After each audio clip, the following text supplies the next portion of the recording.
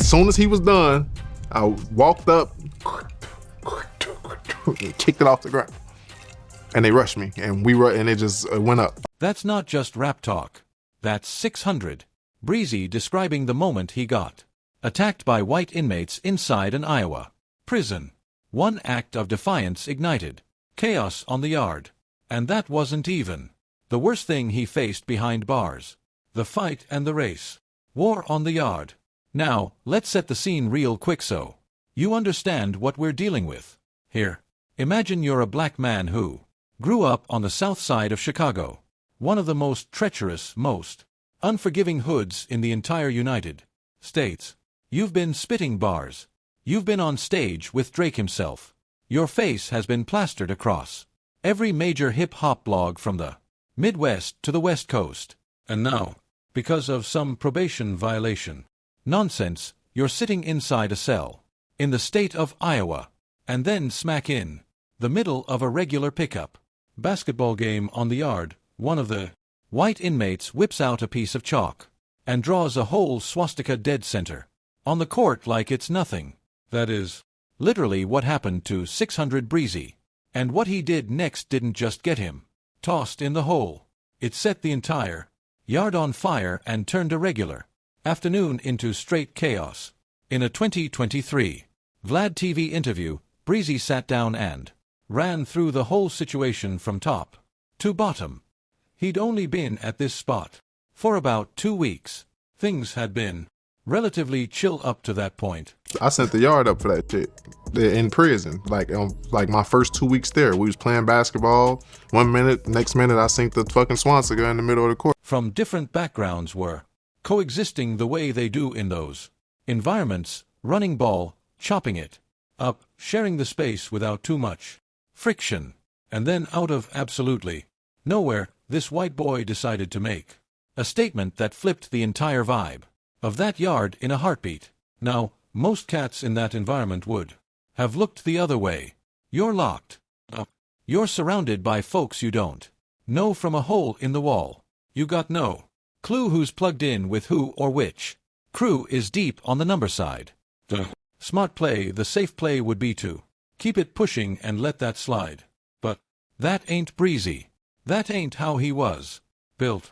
And that sure as hell ain't what went down. But I went and spit on it and they kicked it up, and they rushed me. Wait, so what happened? Someone drew a swastika? Yes. The interviewer wanted all the details. He was pressing him to break it down, step by step. What did dude use to draw it?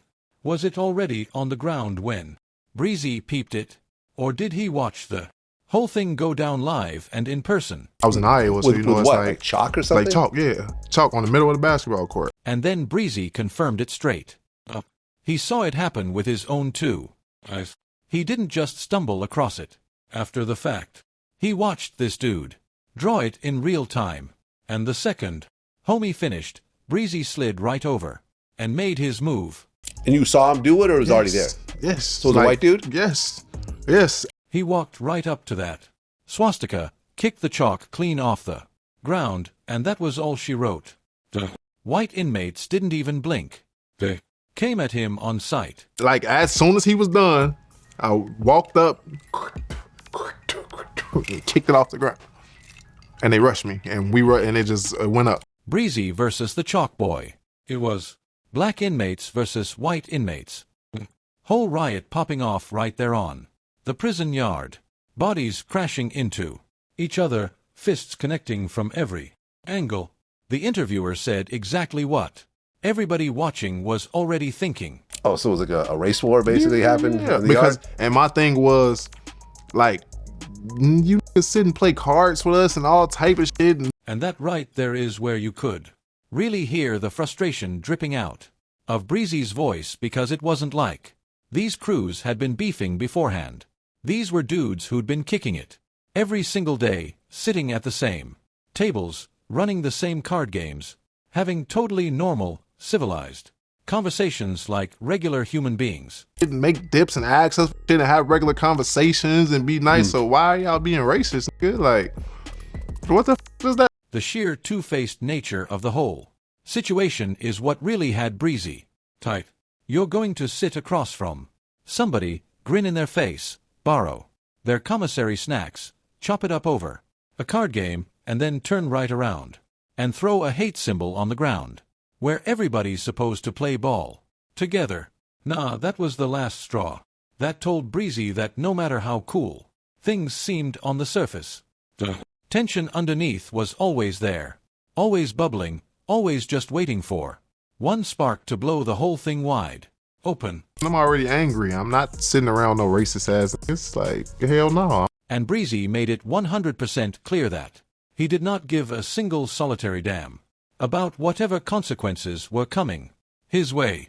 He didn't care if they threw him in the box. He didn't care if they shipped him to another facility on the other side of the state. He didn't care if it tacked more time onto his bid. In that moment, standing on that basketball court with a hate symbol staring back at him from the concrete, none of that registered. The only thing that mattered was that he was not about to let that slide. Period. No discussion, no debate. Now, when the dust cleared and the cops finally got the yard under control, the aftermath played out exactly how you'd expect. Most of the inmates who got involved, Breezy included, got shipped straight to solitary confinement, otherwise known as the hole. The rest got locked down in their housing units, while the administration tried to sort out what to do next. We was in the classification jail, so we was like, you sit for like a month or two and then you get sent to the actual prison that you're gonna do your time in. That classification spot was supposed to be the easy part. A little waiting period before you got busted to your permanent joint.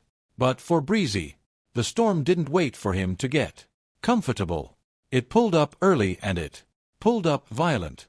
So they sent most people to the hole. They let some people stay in the units. They just locked the unit down like that. And within about a week of the whole situation going down, everybody involved got scattered to the wind, separated, split up, shipped off to serve their time in different corners of the Iowa prison system. But the memory of what popped off on that basketball court didn't leave with just one of them. It went with every single person who was there. Now, the swastika situation wasn't the only time Breezy caught some smoke during his time on the inside. Around late 2017, footage popped up showing Breezy on what looked like a jail video call, and he had a nasty black eye that was plain as day. Homie looked like he'd been through a real one. In the clip, he talked about his probation officer lying on him, but he never spoke directly on what caused that shiner. The internet went crazy with theories, with folks pointing fingers at gangster disciples in Iowa as the ones who caught him, and dudes from Des Moines were even claiming they knew exactly who put hands on him. Whether that black eye came from a straight-up one-sided beating or a fair one is something only the people inside those walls really know. But the bruises on his face told a story that words didn't need to. The rise, the fall, and how he ended up in Iowa. Now, to really get why 600 Breezy ended up scrapping with white supremacists on a basketball court in the middle of Iowa, you got to rewind all the way back to the beginning. Because this whole situation didn't just materialize out of thin air. This was the result of years of choices, years of running the streets, years of staying one step ahead of a system that was always creeping up behind him until the day it finally snatched him up. 600. Breezy, born Antonio Valentino King, came into this world on April 16, 1991, in Chicago. He grew up on the South Side, right in the thick of a stretch of blocks that has produced some of the biggest names in drill music: Chief Keef, Lil Durk, G Herbo. These weren't just rappers he heard bumping on somebody's speaker. These were dudes who came from the exact same trenches he did. The same blocks, the same gunfire, the same funerals where you had to say goodbye to people way too young. Breezy's gang ties didn't start with him making a conscious decision. His own pops was a gangster disciple, and growing up, that's what he was supposed to be. That was the blueprint that was handed to him before he was even old enough to comprehend what any of it actually meant. You know what I'm saying? You know what I'm saying? I was just there because that's what my pops told me to do. And when I grew up to become a man, become my own man, bro, I became BD, bro. But flipping from GD to BD wasn't some casual move. It wasn't about block, politics, or what was convenient. It was about blood. It was about betrayal. It was about watching somebody he loved bleed out in his arms because a so-called truce turned out to be a setup. The biggest thing with me that really made me get into being BD is when they killed my homie Devon. We called peace. They called peace with us and killed him the next day. The GDs did. The two sides called a truce, squashed the beef, and then the very next day the GDs killed his close friend Devon. That moment rewired everything inside him. It wasn't just switching sets. It was a declaration of war.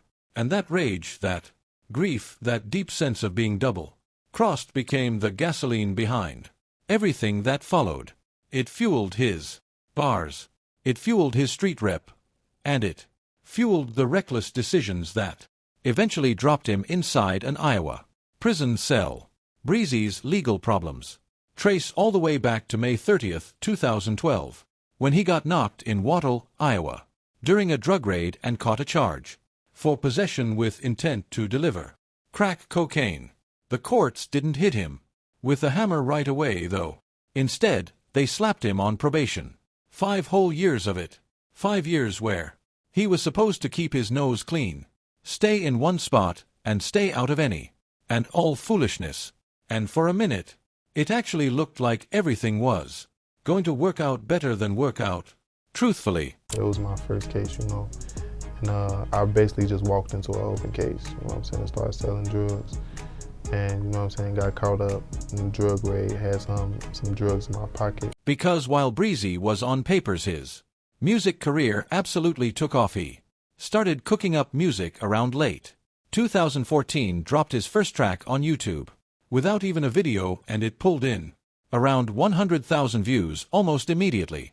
Once the visuals dropped, the numbers went ballistic. By 2017, he had caught the ear of one of the biggest artists walking the planet. Drake personally brought him in for a feature on the More Life project.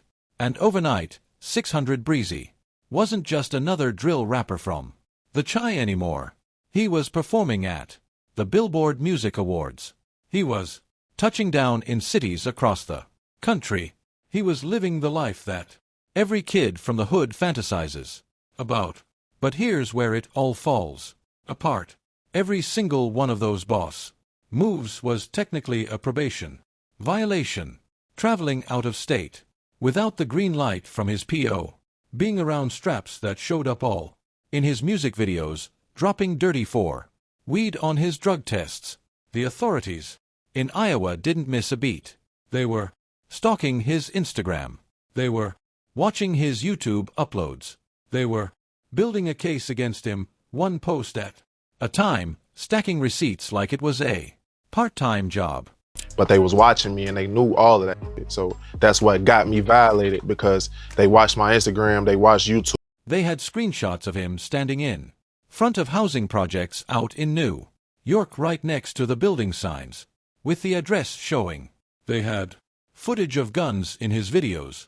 They had every piece of ammunition they needed to pull the trigger on that revocation. Like, all this was in my court file. It was crazy. So that's basically what got me locked up, traveling without permission and dropping dirty for weed like that. And the timing of the whole thing is what makes it absolutely gut-wrenching.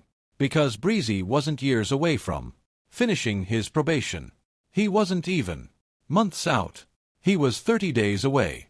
30 days from being completely done and in the clear. So it's definitely like jail. That shit cool neither, man. You can't get no pussy. That was the thing that killed me. He dropped that. 30 days. That's all that was standing between this man and total freedom. But the state of Iowa wasn't about to let him slide through the cracks. In June 2017, the judge revoked his probation and reimposed the original sentence, slamming him with a 10-year bid. No, Breezy later explained he wasn't actually going to sit down for the full decade. Iowa's sentencing guidelines meant he could see the parole board every 10 months as a nonviolent offender. But the reality was still devastating on every level. His career got frozen at its absolute peak. The Drake cosign, the Billboard stage, the millions of views, all of it put on ice, with no guarantee of when or if it was coming back. Drake publicly said he'd do everything in his power to help get Breezy out. Breezy's mother posted on Facebook, calling the day of his sentencing the worst birthday of her entire life. His lawyer filed a motion to reconsider the sentence, hoping to get the whole thing reversed or at least knocked down. But while the legal process crawled along on the outside, Breezy was on the inside navigating a world that was way more dangerous than any music video comment section or Instagram beef could ever be. So in Iowa, that's like a predominantly white state. Okay. So I did all my prison time there. So that was new to me because I didn't think that. He dropped that line with a laugh, but the reality behind bars was anything but a joke.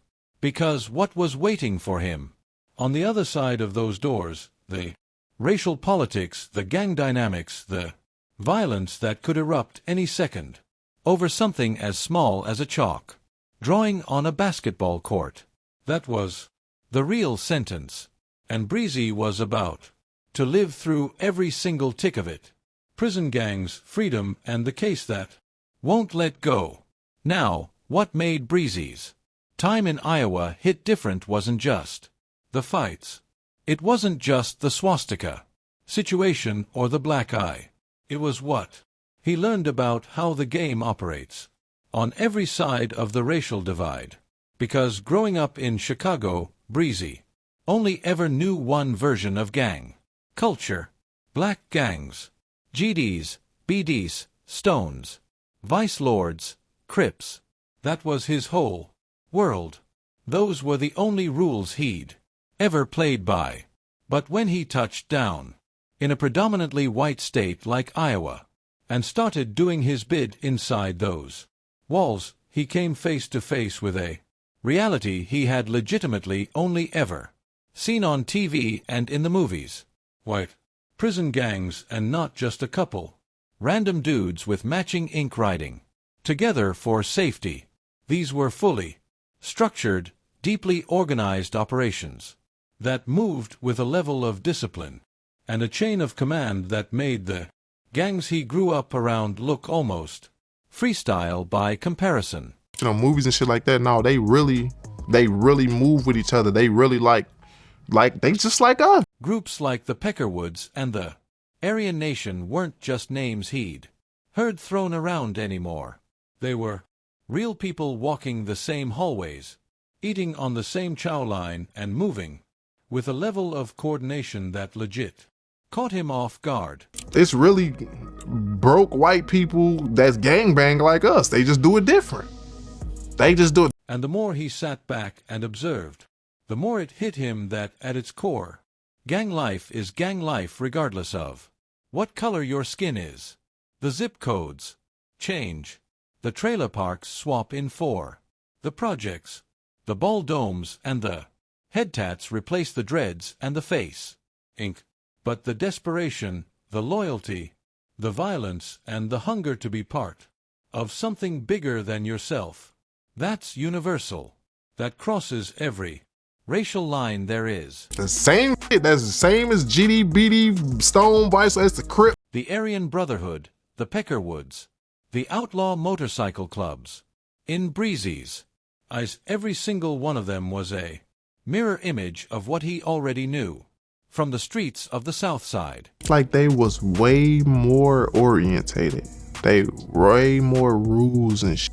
Like, it's like we just freelancing and we really do what the we want to do. But the one thing that stuck with him above everything else was how organized these dudes were. In Breezy's experience, black gangs behind the wall operated more on instinct and individual energy. If you felt like something needed to be handled, you handled it. And nobody was going to check you for it or tell you to hold up and wait for permission. Like, With us, with gangs, it's we gonna do what we want to do. Like, and we gonna do it how we want to do it. The white gangs were a whole different animal. They had a shot caller. They had somebody at the top who had to give the green light before anything jumped off. If there was a problem, somebody got sent to have a conversation with that person, and that person made the final decision on how it was getting dealt with. If you come into prison and you're a Mexican, no matter what, the Mexicans are going to take care of you as soon as you come in there. They're going to have hygiene, food for you, everything. Blacks don't do that. And then there were the Mexicans. And when Breezy started talking about the Hispanic inmates, his whole energy shifted. There was genuine respect and admiration in his voice, because the way the Mexican inmates moved was on a level he had never seen before in any context. Not on the streets and not behind the wall. We don't, because we see them like, who the f- this nigga? No, the Hispanics, come on, you with us, this our table. That one hit Breezy on a deeply personal level, because in the black community inside those walls, a new face rolling in wasn't always met with open arms, wasn't always met with solidarity. Sometimes it was the dead opposite. They really take care of their people. I fuck with that. On like Mexicans on that side, especially, that I fuck with that because they really take care of their people no matter what. The Mexican mafia had structure, rules, and regulations, and a deep-rooted culture of looking out for their own that Breezy genuinely respected and wished he saw more of on his side of things. Yeah, I feel like that's really cleared my mind to not do no drugs at all. Like, cause that shit, the ecstasy and shit got fentanyl, heroin, all that shit. Now, after sitting down for roughly 16 to 20 months behind bars, Breezy finally walked out on December 12, 2018. He stepped out of that Iowa facility a completely different person than the one who stepped in. He'd packed on 90 pounds. During his bid, he had witnessed things that no amount of street cred could have prepared him for, and in a twist that's almost too ironic to believe, he later came out and said that bragging about jail in a previous Vlad TV sit-down actually got him thrown in solitary when he went back because the COS had watched the footage and used his own words to bury him, the same way Instagram and YouTube got him knocked in the first place. His words on camera kept haunting him even behind the wall. When he touched back down on the outside, Breezy tried to rebuild. He kept making music. He sat for more interviews and he started being real open about cutting out the drugs and getting his mental right. Smoke a little weed. That's why they make that shit legal. That shit a herb, that's medicine, man. That shit, all the rest of it is killing. He wanted to use whatever platform he still had to put the younger generation on game about what's really lurking inside the pills and the party drugs that everybody's popping so casually without having a clue what's actually mixed in there. 29. But the system wasn't done with him. Not even a little bit. In 2022, Breezy got snatched up in Alabama as a fugitive from justice tied to outstanding warrants from Iowa. Then again in Iowa for yet another probation violation.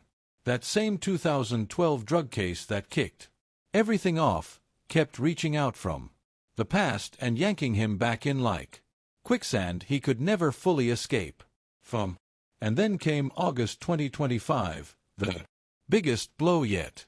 Breezy got pulled over during a routine traffic stop in Middleton, Wisconsin, and police discovered an active extradition warrant linked to Pennsylvania. He was booked and held without bail in Dane County Jail. During his court appearance the very next day, August 28, 2025, he looked at a document the judge handed him and asked about a corrupt organization charge, which is Pennsylvania's state-level version of RICO, the same type of charge that has dismantled entire crews in hip-hop and beyond. He reportedly told the judge he'd been through this type of thing before, then waived his extradition hearing and agreed to be transferred to Pennsylvania. As of early 2026, 600.